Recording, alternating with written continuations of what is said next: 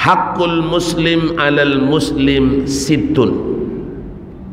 Kata Nabi, Bapak Ibu, hak seorang muslim terhadap muslim yang lainnya itu 6. Jadi dalam bermasyarakat, Bapak berbahagia, Nabi memberikan kita tuntunan dalam saling memenuhi hak, saling menjalankan kewajiban agar kita memperoleh hak. Ada kewajiban seorang muslim kepada muslim yang lain, ada juga hak seorang muslim kepada muslim yang lain. Hak dan kewajiban mesti sejalan.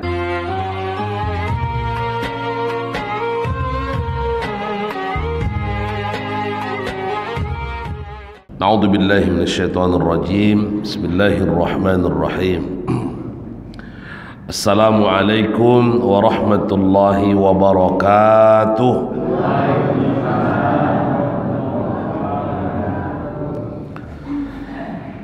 Alhamdulillah, nahmaduka ya man awdahta lana subulal hidayah wa azzahta an basairina hishawatal hiwayah, wa nusalli wa nusallimu ala man arsaltahu syahidan wa mubashiran wa nadhira wa da'iyan ila Allah bi'idnihi wa sirajan munira.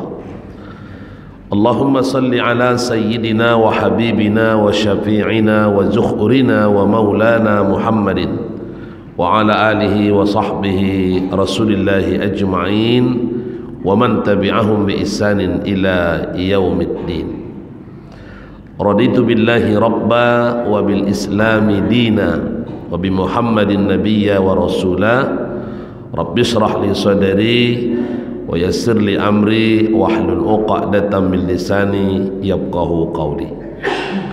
Yang sama-sama kita hormati ketua dan seluruh pengurus Masjid Baitus Salam.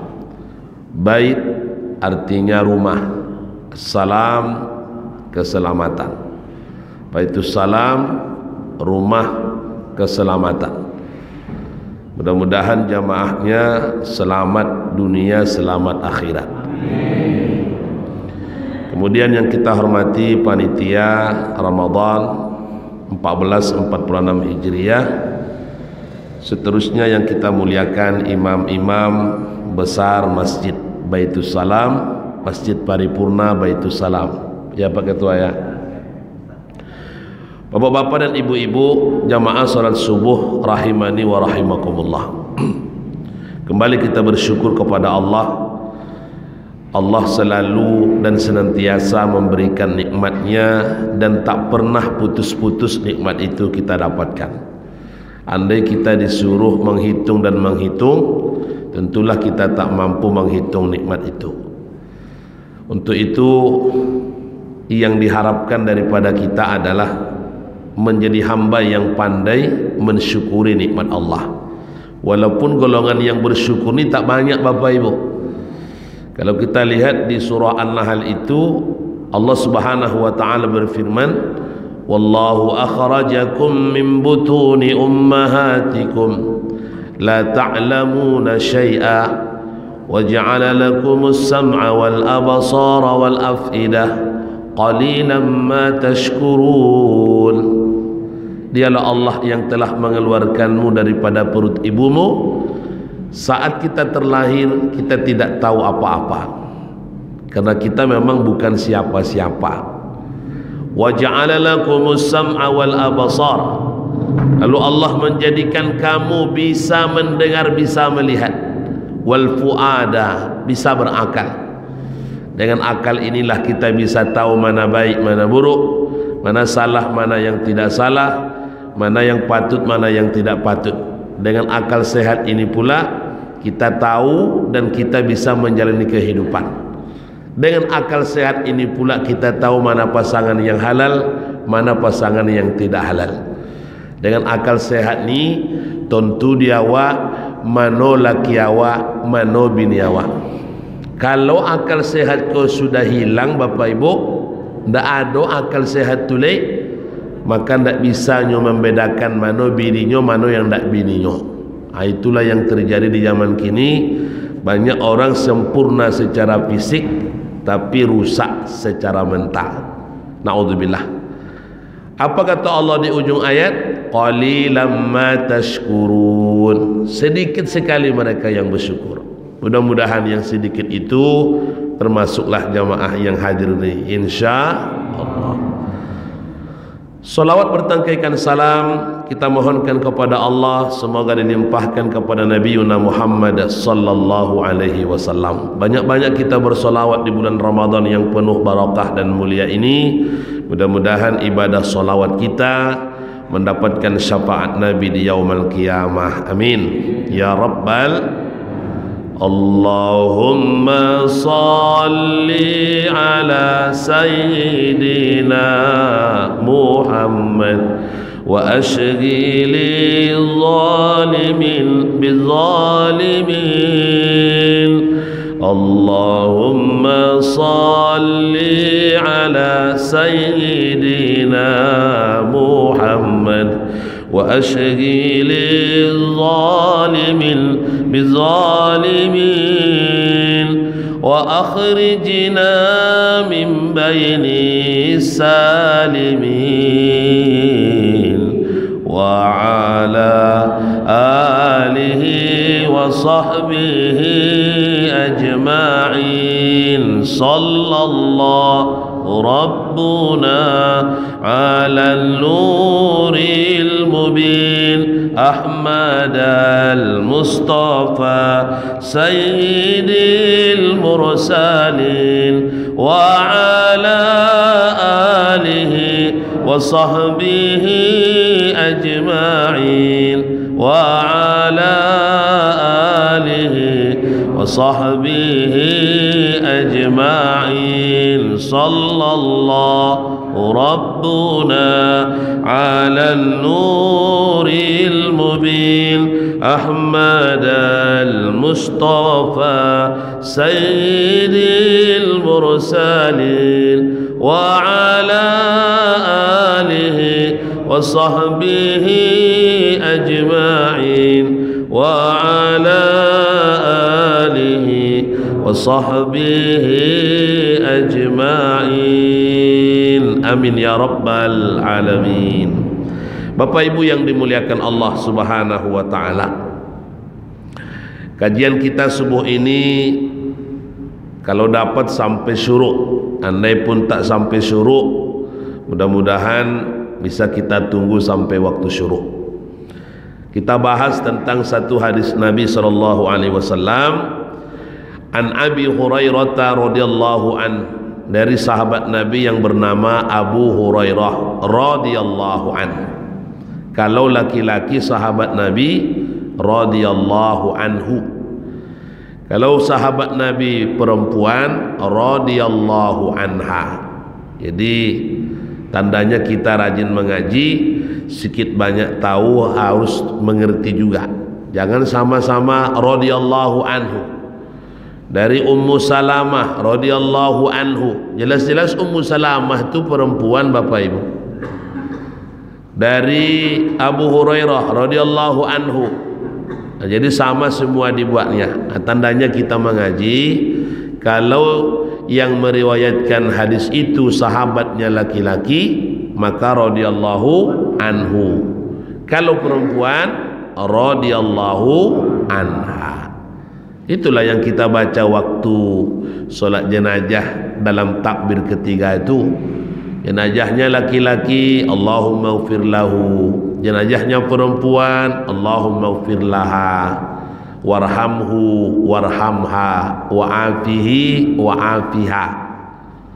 Ada juga orang kadang-kadang sama dibuatnya, wa'afihi laki-laki, wa'afihi perempuan. Tidak bisa Bapak Ibu, bahasa Arab itu tak sama dengan bahasa awak. Kalau bahasa awak, makan, makan, itu juga itu makan, itu juga itu kan, makan, makan, makan, makan, itu juga dia itu makan juga. Tapi bahasa Arab tidak bisa. Beda panjang, beda pendek, beda arti. Beda ucapan, beda baris, beda arti. Itu makanya wa'afiha. Kalau perempuan, wa'fu anhu, wa'fu anha. Itu paling tidak doa pendek. Takbir keempatnya begitu juga. Allahumma la tahrimna ajarahu, laki-laki. Allahumma la tahrimna ajaraha, perempuan. Wala taftinna ba'dahu, laki-laki. Wala taftinna ba'daha, perempuan. Waghfir lana walahu, laki-laki. Waghfir lana walaha, baik dia laki-laki anak-anak ataupun laki-laki dewasa, baik dia anak-anak perempuan ataupun perempuan dewasa. Tinggal merubah hu jadi ha, hi jadi ha. Itu kata kuncinya. Baik. An Abi Hurairah radhiyallahu an, dari sahabat Nabi Abu Hurairah radhiyallahu an, semoga Allah meridhoinya. Qala Rasulullah sallallahu alaihi wasallam, Nabi sallallahu alaihi wasallam bersabda, haqqul muslim 'alal muslim sittun. Kata Nabi, Bapak Ibu, hak seorang muslim terhadap muslim yang lainnya itu 6. Jadi dalam bermasyarakat, Bapak berbahagia, Nabi memberikan kita tuntunan dalam saling memenuhi hak, saling menjalankan kewajiban agar kita memperoleh hak. Ada kewajiban seorang muslim kepada muslim yang lain, ada juga hak seorang muslim kepada muslim yang lain. Hak dan kewajiban mesti sejalan. Ada orang menjalankan kewajiban tapi dia tak tuntut hak, itu orangnya bijaksana. Kewajiban dia jalankan tapi hak dia tidak mengharap, itu bijaksana itu. Ada juga manusia ini, Bapak Ibu, dia menjalankan kewajiban lalu kemudian haknya pun diambilnya, itu orangnya adil. Kenapa disebut adil? Kewajiban dia tunaikan, hak pun kemudian dia ambil. Tapi ada yang paling parah. Siapa dia? Menuntut hak tapi kewajiban dia abaikan. Iko orang yang tak tahu diuntuang, Bapak berbahagia. Sikit-sikit minta hak, sikit-sikit minta hak. Mano jatah den, mano jatah ambo, mano jatah saya. Kewajiban tak dia tunaikan. Inilah yang paling banyak terjadi di masyarakat kita. Tidak usah jauh-jauh, di rumah tangga aja lah. Banyak suami nuntut hak tapi kewajiban diabaikan. Itu suami tak tahu diuntuang. Banyak pula bini-bini kini menuntut hak ke suami. Boleh iko, ambil iko, ambil itu. Tapi kewajiban tak dijalankannya ke suami. Itu bini tak tahu diuntuang dua tu. Naudzubillah. Bapak Ibu berbahagia, kata Nabi SAW, hak seorang muslim terhadap muslim yang lain. Sebenarnya kalau kita lihat keterangan hadis ini sederhana sekali, cuman kadang-kadang kita ni mengabaikan. Ada ibadah, ada amalan yang sederhana kita melakukannya, sederhana kita mengamalkannya, tapi karena tidak dibiasakan, dianggap itu hal-hal biasa saja, dianggap tak begitu penting. Padahal Bapak berbahagia, dalam kita beramal mestinya kita tidak boleh memilah dan memilih. Kalau iko dan ambil, kalau iko ambo kerjakan, dan iko ndak, iko iyo, iko ndak. Dalam konsep beramal jangan dipakai prinsip itu, Bapak Ibu. Apa sebab? Karena awak kau ndak tahu, awak kau ndak tentu di antara amal-amal yang awak kerjakan ini, mana amal yang sampai kepada Allah, mana amal yang dicatat oleh malaikat, mana amal yang akan diterima di sisi Allah Subhanahu wa taala. Kita kadang-kadang ambil amal, kenapa Bapak kerjakan amal ni? Kenapa halanya besar, berlipat-lipat? Yang ini kenapa Bapak tak lakukan? Ini pahalanya ketek, pahalanya kecil, rugi. Padahal Bapak berbahagia, amal yang besar tadi yang katanya pahalanya berlipat-lipat dia amalkan, tapi naudzubillah bercampur ria dan kesombongan di dalamnya. Sementara ini amal andai dia amalkan walaupun itu sepele, sederhana dan tidak rumit melakukannya, tapi dilakukan ikhlas karena Allah, justru itu amal yang diterima di sisi Allah. Jadi mulai kita belajar Bapak Ibu, selagi bisa diamalkan, amalkan.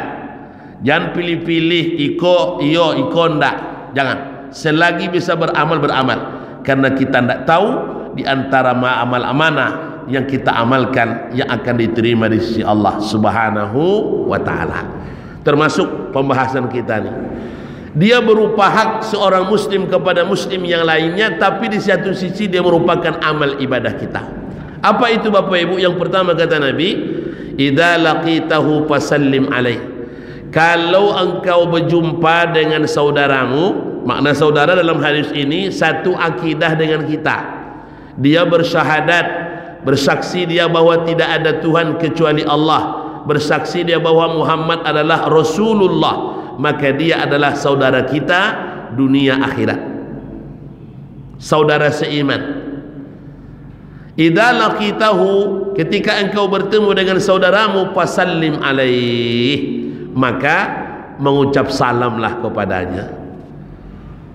Assalamu alaikum wa alaikumussalam. Sekarang budaya salam ini mulai hilang Bapak Ibu.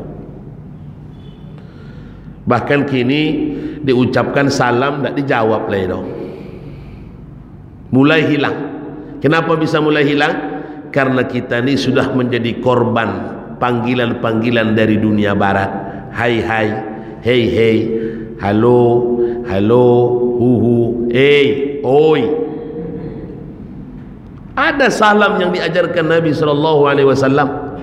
Bukankah salam itu berupa doa Bapak Ibu?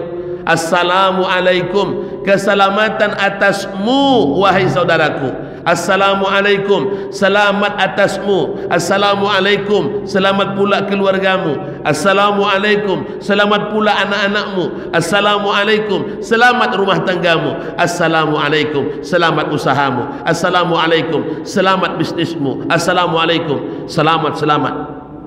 Luar biasa Bapak berbahagia. Tidak ada yang bisa mengalahkan salam orang Islam dengan salam-salam yang lain. Ada yang mengatakan selamat pagi, paginya selamat, siangnya selamat siang, siangnya selamat, sorenya selamat sore, sorenya selamat, malamnya selamat malam, malamnya selamat, paginya. Dalam Islam tidak ada begitu. Assalamualaikum. Coba Bapak berbahagia cari di dunia ini ucapan selamat yang bisa mengalahkan salamnya umat Islam. Tapi ini yang sekarang yang hilang Bapak Ibu. Awak ni kadang-kadang Pak berjumpa dengan kawan awak seiman seakidah, awak ucapkan salam, tidak lo dijawabnya Bapak berbahagia. Padahal itu adalah kewajiban kita. Kita sedang memberikan haknya, kita sedang menunaikan haknya. Karena dia memberikan salam, maka wajib atas kita. Waalaikumsalam. Ada dalil tentang salam ni Pak Ustaz? Ada. Kalau mau dalil pulau. Jamaah-jamaah sekarang ni sikit-sikit dalil. Ada dalilnya. Di mana dalilnya? Bapak Ibu buka Quran, buka surah An-Nisa, surah keempat dalam urutan surah Al-Quran, ayat 86. A'udzubillahi minasyaitonirrajim. Wa idza huyyitum bitahiyyatin, ketika mereka memberikan salam penghormatan kepadamu, fahayyu bi ahsana minha aw rudduha, maka balaslah salam itu dengan yang lebih baik daripada yang diucapkannya, atau seminim-minimnya sama dengan yang diucapkannya. Quran Bapak Ibu, jelas dalilnya, tidak bisa dibantah. Kalau ada saudara mengucap salam, assalamualaikum, balas yang lebih baik. Yang lebih baik itu maksudnya apa? Waalaikumsalam warahmah, tambah. Kalau tidak bisa nambah, sekurang-kurangnya sama. Assalamualaikum waalaikumsalam. Itu paling sedikit Pak. Jadi salam ini Bapak Ibu bukan hanya sekedar ucapan kita kepada saudara, doa dengan saudara, tidak. Tapi juga salam itu akan mempengaruhi perilaku dan karakter seseorang. Orang yang suka mengucapkan assalamualaikum biasanya orangnya berperilaku baik. Tapi kalaupun ada, kan biasanya. Berarti kalau ada pula yang tak seperti itu, berarti luar biasa itu tuh.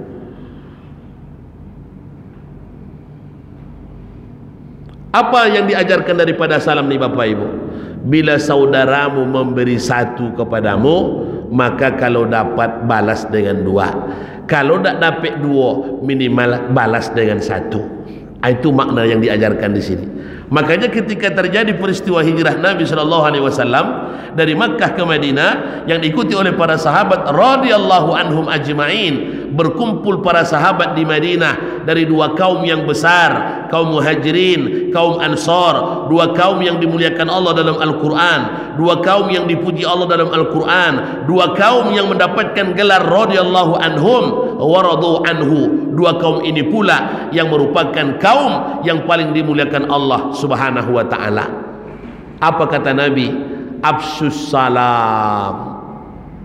Bagaimana terjalin hubungan baik, persaudaraan yang kokoh dan yang kuat antara dua suku yang berbeda, dua karakter yang berbeda, satu orang Makkah, satu orang Madinah, satu Muhajirin, satu Ansar. Bagaimana menyatukannya? Kata Nabi, absus salam, tebarkanlah salam oleh kalian. Itu pesan Nabi Bapak Ibu.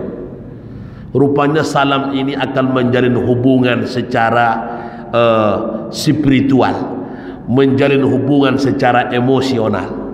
Itu punya makna tersendiri Pak. Cuma karena ini mulai hilang.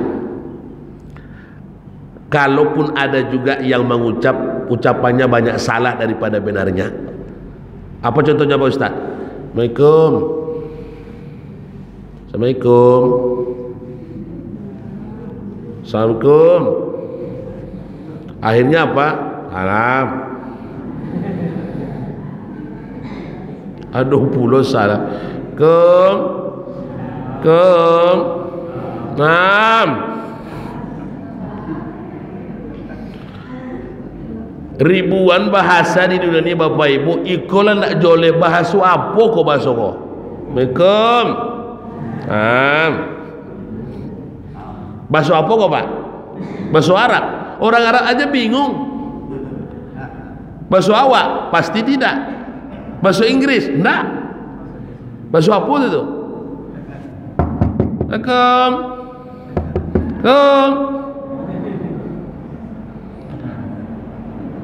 Jadi iko perlu awak perbaiki Bapak Ibu. Iko salam kok ndak lo sebatas ucapan Bapak Ibu. Kok doa. Berdoa kok salah-salah. Maka hilang keselamatan, hilang keberkahan, yang datang banjir ke banjir, banjir ke banjir. Cuma gini ha. Ndak ada salam-salam lain Pak. Kalaupun ada yang mengucap, ndak ada yang betul, salah. Mulai dari pangkal sampai akhir salah. Karena yang lahir salah, yang datang pun salah. Saya termasuk satu-satunya manusia di rumah saya yang tidak mau menjawab kalau ada yang orang yang seperti itu. Saya tidak akan jawab. Paling saya buka, saya kira hantu, saya bilang. Betulkan ucapannya, itu pesan Nabi, itu sunnah Nabi, itu wasiat Nabi. Macam mana cara membetulkannya? Assalamu alaikum. Assalamu alaikum. Jelaskan. Sehingga kemudian balasannya pun waalaikumsalam. Ndak waalaikum sayang dok. Ya 20 tu Pak. Awaklah mendoa assalamualaikum Bu Haji. Waalaikumsalam katanya. Apa hukumnya itu tuh?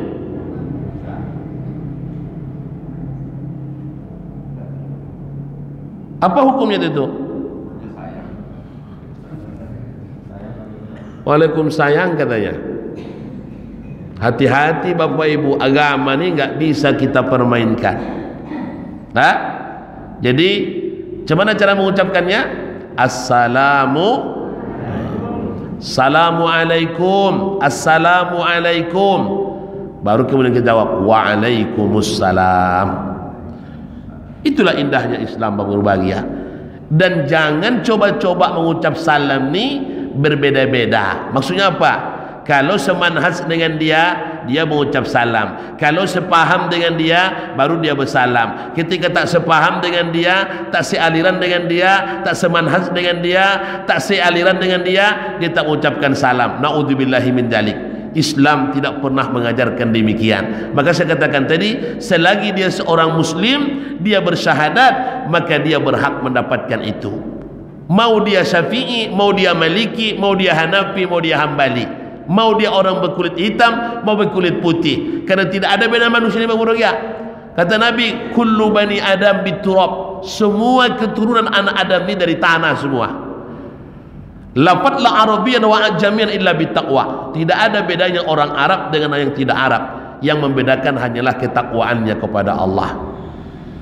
Jadi jangan dikira orang Arab mentang-mentang para Nabi Rasul banyak turun di daerah Arab, Quran turun di Arab, lalu orang Arab mengklaim kamilah penduduk ahli surga. Kata Nabi, lafadlah Arabiyan wa ajamian. Tidak ada bedanya orang Arab dengan orang Ocu, tidak ada bedanya orang Arab dengan orang Minang, tak ada bedanya orang Arab dengan orang Batak. Sama semuanya, berkulit hitam, berkulit putih, hidung peset, hidung mancung, yang pendek, yang tinggi, yang gopuk, yang kurus kerempeng, sama.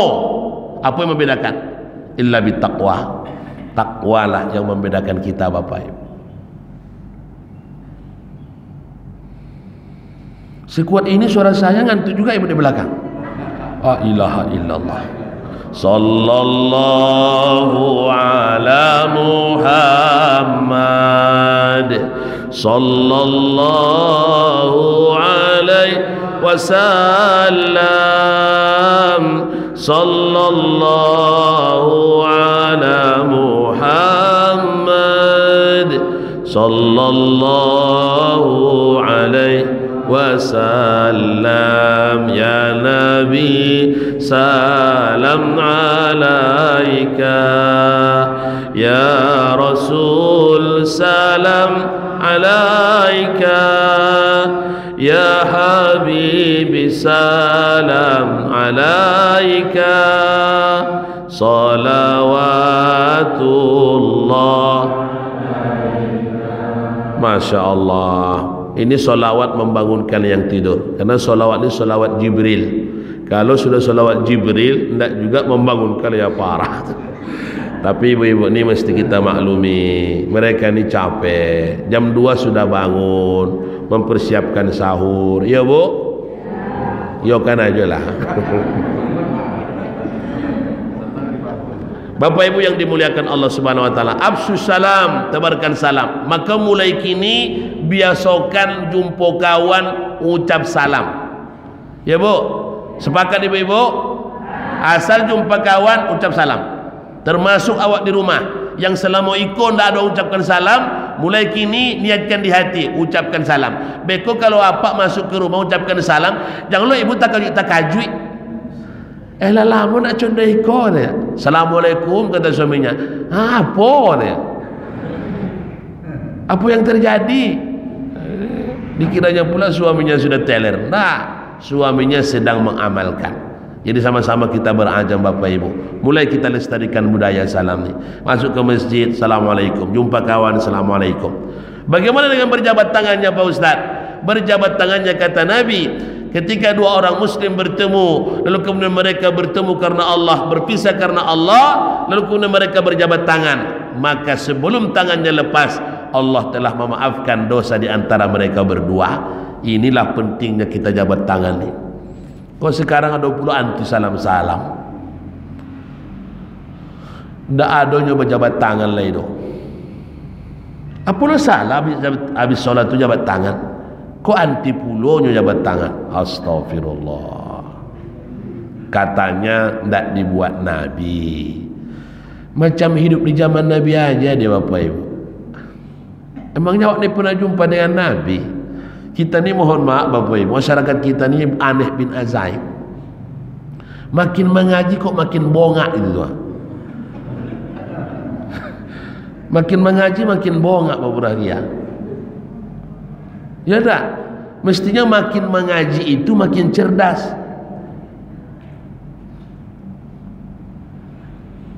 Dulu waktu sebelum mengaji elok-eloknya, setelah mengaji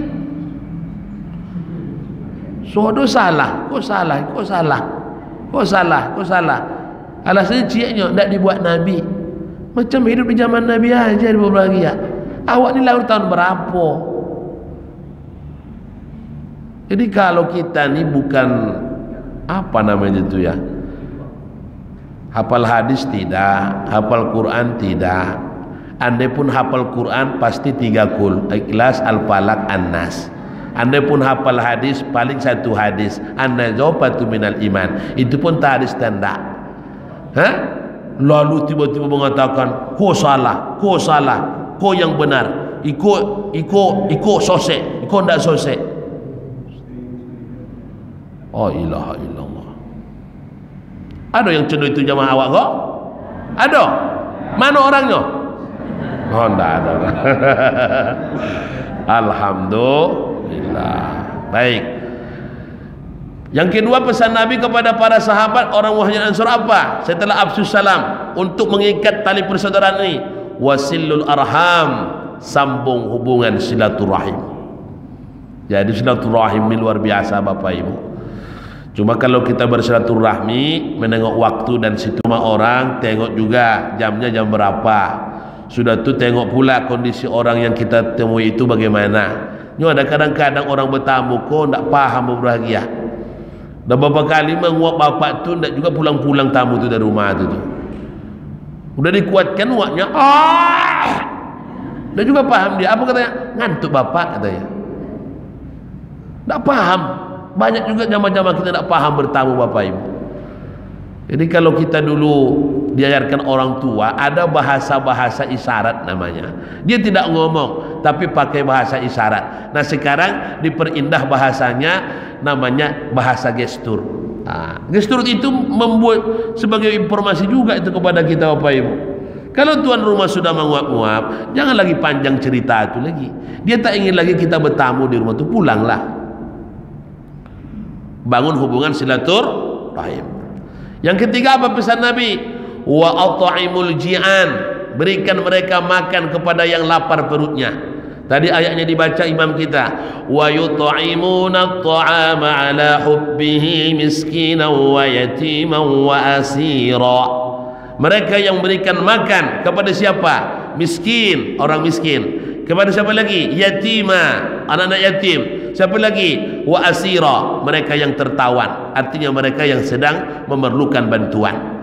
Jangan kita sibuk mengenyangkan perut orang yang kenyang, tapi kita abaikan perut mereka yang lapar. Bapak Ibu yang dimuliakan Allah, ini dalam konsep undang mengundang, makan bersama di rumah kita. Ketika kita buat acara, tolong hati-hati, jangan bedakan mereka yang sama levelnya dengan kita, lalu kemudian kita rendahkan orang yang jauh di bawah kita. Ketika yang datang itu adalah yang satu kolega bisnis dengan kita jamu dengan luar biasa, kita berikan makanan banyak-banyak, kita siapkan tempat yang luar biasa. Ketika yang datang itu adalah orang-orang yang satu arah politik dengan kita muliakan mereka. Tapi ketika yang datang orang susah, orang miskin, anak-anak yatim yang kehilangan orang tua, mereka datang ke rumah kita menghadiri acara, kita macam acuh tak acuh, macam tak ada komen, kita merendahkan mereka. Hati-hati Bapak berbahagia. Ini yang ditegaskan Allah dalam surah Al-Ma'un. Tengok surah Al-Ma'un, urutan surah yang ke-107 dalam Quran, ayat 1 sampai terakhir. Ara'aital ladzi yukadzibu biddin, tahukah engkau Muhammad siapa mereka pendusta agama itu? Fadzalikal ladzi yad'ul yatim, mereka yang merendahkan anak yatim, wala yahuddu ala tu'amil miskin, dan mereka acuh tak acuh kepada orang-orang yang miskin. Hati-hati Bapak Ibu. Kalau kita lihat asbabun nuzul, sebab turunnya surah Al-Maun ini, rupanya di masa itu ada paman Nabi yang bernama Abu Sofyan. Paman Nabi itu banyak, ada Abu Jahal, Abu Lahab, Abu Sofyan, banyak. Semua abu-abu yang tiga ini dari yang beres Bapak Ibu, mati dalam keadaan kafir. Abu Sofyan Mentang-mentang Abu Sufyan ini orang kaya, Pak. Orang kaya, orang hebat, Pak Ketua. Saking kayanya memang luar biasa. Setiap sekali seminggu dia potong 2 ekor unta. Setiap sekali seminggu dia potong 2 ekor unta. 2 ekor unta itu bukan tanggung-tanggung biayanya itu tuh. 40 juta 1 ekor kali 2 80 juta. Belum ada lagi warga Pekanbaru yang sanggup menyembelih kambing 2 ekor setiap minggu untuk dibagi-bagi kepada orang. Belum ada lagi. Atau jamaah Baitul Salam ada yang seperti itu. Setiap minggu dia sembelih 2 ekor kambing. Kalau di Arab unta, anggaplah kita di Riau ini kambing lah. Ada. Abu Sufyan tiap minggu dia menyembelih. Sehebat itu kayanya berbahagia luar biasa. Maka setelah unta disembelih, habis itu kemudian dimasak, diundang orang makan ke rumah. Lalu ketika yang datang tu orang-orang yang selevel dengan dia berikan dagingnya banyak-banyak, dia muliakan. Ketika yang datang itu kolega-koleganya, dia berikan banyak-banyak. Tapi ketika datang orang yang susah, yang jauh, yang martabat sosialnya jauh di bawah Abu Sufyan, maka kemudian dia hinakan, dia tak pedulikan, kadang dikasih, kadang tidak, macam acuh tak acuh. Maka turunlah surah Al-Ma'un sebagai informasi kepada Nabi. Apa kata Allah? Hai Muhammad, kalau engkau ingin tahu, ara'aital ladzi yukadzibu biddin, siapa mereka yang sesungguhnya pendusta agama itu? Itulah dia Abu Sufyan. Membedakan si kaya dengan si miskin, membedakan orang yang punya jabatan dengan tidak punya jabatan. Kalau dia punya jabatan dimuliakan, ketika orang susah kita rendahkan. Dia adalah pendusta agama. Naudzubillahi min dzalik. Itulah orangnya Abu Sufyan. Hati-hati Bapak berbahagia. Jadi kalau kita menjamu orang makan ke rumah, samakan semuanya. Kalau duduknya berbeda-beda itu biasa. Mungkin kalau orang-orang tua di dalam rumah, ya enggak. Orang-orang yang punya status, orang-orang tokoh-tokoh, mungkin mereka di atas karpet. Masalah tempat duduk itu biasa. Tapi masalah jamuan makannya mesti sama apa. Jangan nanti kalau yang susah-susah itu nanti mana sisa-sisa itulah mereka makan. Oh, hati-hati Bapak Ibu. Apa kata Allah? Andai Abu Sufyan itu yakin ada akhirat, andai Abu Sufyan itu percaya ada akhirat, maka pasti dia tidak akan melakukan itu. Ara'aital ladzi yukadzibu biddin. Maka bulan puasa ini kita berbagi kepada mereka, berikan mereka makanan yang sedang perutnya kelaparan. 4. Apa pesan Nabi kepada mereka kaum muhajir kaum ansar di Madinah? Wasalli bil laili wan nasu niyam. Dan solatlah di tengah malam ketika banyak orang tertidur dengan lelapnya. Jadi 4 ini menjadi pilar kekuatan umat Islam di kota Madinah. Balik kepada kajian kita tadi, hak seorang muslim yang pertama adalah kalau dia mengucap salam, maka jawablah yang setimpal. Kalau lebih baik, lebih panjang daripada itu. Assalamualaikum. Waalaikumsalam. Assalamualaikum warahmatullahi Waalaikumsalam warahmatullahi wabarakatuh. Assalamualaikum warahmatullahi wabarakatuh. Waalaikumsalam warahmatullahi wabarakatuh wa maghfirah. Seperti itu. Yang kedua, apa kata Nabi? Wa idza da'aka fa'ajibhu. Kalau saudaramu mengundangmu, maka penuhilah undangannya Bapak Ibu. Mohon maaf, di masyarakat kita ini masih ada orang memikirkan undang-mengundang nih, terutama yang diundang selalu kadang-kadang yang dilihat adalah untung rugi. Saya diundang sianu, untungnya apa? Ruginya apa? Kalau yang kita kaji untung rugi Bapak berbahagia, berarti kita sedang mengabaikan hak saudara kita yang mengundang. Maka jangan pernah beda-bedakan. Ada kesempatan, tidak ada udzur syar'i, hadiri undangan saudaramu, siapapun dia. Jangan kalau yang mengundang itu orang yang selevel dengan awak, datang awak tiba-tiba, datang awak secepat-cepatnya. Bahkan kadang-kadang belum mulai acara lah sampai apa tuh ke situ. Tapi kalau yang mengundang orang yang berstatus rendah, status sosialnya di bawahnya, itu kadang-kadang berpikir dia datang atau enggak, enggak usahlah. Enggak. Jangan beda-bedakan siapa yang mengundang. Ya Bu, murid Yasin dimanapun gilirannya datang, yang berumah tingkat 4, yang berlantai 8, atau yang hanya berumah petak, yang tak ada kipas angin di dalam, panas sepanas-panasnya, datang. Kenapa? Kita sedang memberikan haknya yang mengundang. Jangan dipilah-pilah. Ini kalau dipilah-pilah penyakit. dan ini akan merusak organisasi kita. Yang ketiga, kita persingkat Pak Bahagia karena waktu tadi sudah bunyi. Yang ketiga, apa kata Nabi sallallahu alaihi wasallam? Kalau saudaramu bersin lalu kemudian dia mengucapkan alhamdulillah, fasammithu alaih, maka doakan dia yarhamukallah. Hajim, alhamdulillah yarhamukallah. Hajim, tidak ada alhamdulillahnya. Jangan pula yarhamukallah. Sosok alim awak nama itu. Kawan bersin, ucap alhamdulillah, tidak, datang kita yarhamukallah. Itu sosok alim nama itu tuh, Pak. Jadi kita ni harus tahu juga ilmunya. Kapan kita ucapkan yarhamukallah? Ketika dia mengucap alhamdulillah. Tiga, yang keempat. Apa kata Rasulullah SAW? Wa idza marida, kalau dia sakit, fa'uduhu, maka jenguklah, tengoklah, sempatkan waktu menengoknya. Kenapa orang sakit itu perlu ditengok, Bapak berbahagia? Pertama, supaya kita memberi nasihat kepadanya. Yang kedua, supaya ada rasa persaudaraan. Dia merasa dia tidak sendiri, tapi dia merasa dia punya kawan. Itu makanya kata Nabi, pahala menjenguk orang sakit itu luar biasa. Apa pahalanya? Siapa yang menjenguk saudaranya yang sakit, mulai dia keluar rumah sampai dia kembali ke rumah, 70 malaikat mendoakannya sepanjang perjalanan. Tak tanggung-tanggung, Pak. 70 malaikat mendoakan awak. Maka banyak kejadian-kejadian, Pak, yang aneh-aneh yang tak masuk di akal. Ada orang pergi menengok saudaranya sakit, tiba-tiba kemudian diuji dengan kecelakaan di jalan, tapi alhamdulillah tak ada apa-apa. Kenapa? Karena itu tadi, malaikat 70 orang mengiringinya selama dia pergi dan selama dia pulang. Selama dia pergi, selama dia pulang, didoakan oleh malaikat. Itulah hebatnya menjenguk saudara yang sakit tu. Cuma satu penyakitnya apa? Orang kalau sudah sakit baru dikasih buah. Waktu saya nak dikasih buah tu. Tunggu sakit dulu baru dikasih buah. Akhirnya yang makan buah itu orang sehat pula. Kayak itu, Bu, ya.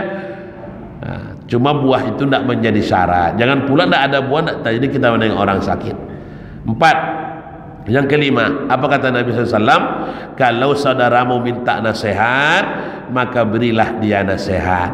Jangan menunggu dia sadar baru dinasihati, tapi berilah nasihat kepadanya. Jangan kemudian pikirkan mau dia berubah atau tidak. Yang penting beri nasihat. Kita mengajak orang kepada kebaikan itu, kita tidak harus menuntut dia berubah atau tidak. Yang penting tegakkan amar ma'ruf, tegakkan nahi mungkar. Selesai. Jangan pikirkan orang berubah atau tidak. Nanti kalau kita targetkan orang, sakit hati kita jadi berbahagia. Yang penting ajak ajalah. Yang terakhir, apa kata Nabi sallallahu alaihi wasallam? Kalau saudaramu meninggal, maka ikutilah jenazahnya, ikutilah fardu kifayahnya. 4. Memandikan, mengkafani, menyolatkan, menguburkan. Tak dapat yang 4 ni, 2 menyolatkan, menguburkan. Tak dapat yang 2 ni, menyolatkan saja. Tak bisa juga, ambil 1, menguburkan. Siapa yang menyolatkan jenazah lalu kemudian ikut menguburkan jenazah, maka dia dapat pahala 2 bukit Uhud. Bukit yang paling besar di kota Madinah hanya bukit Uhud, pahalanya macam 2 bukit Uhud.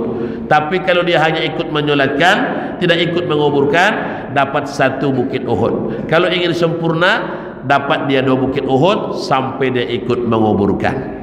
Mari kita berazam berniat, insyaallah yang 6 ni sama-sama kita amalkan sebagai hak saudara kita sesama muslim di antara kita bersaudara.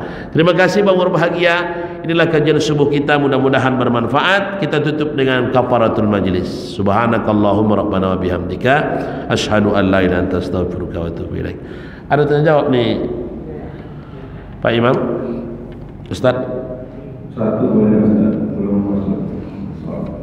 Ada yang mau tanya Pak Ibu? Ada? Mana ibu-ibu yang sering bertanya tu? Tidak ada deh Pak.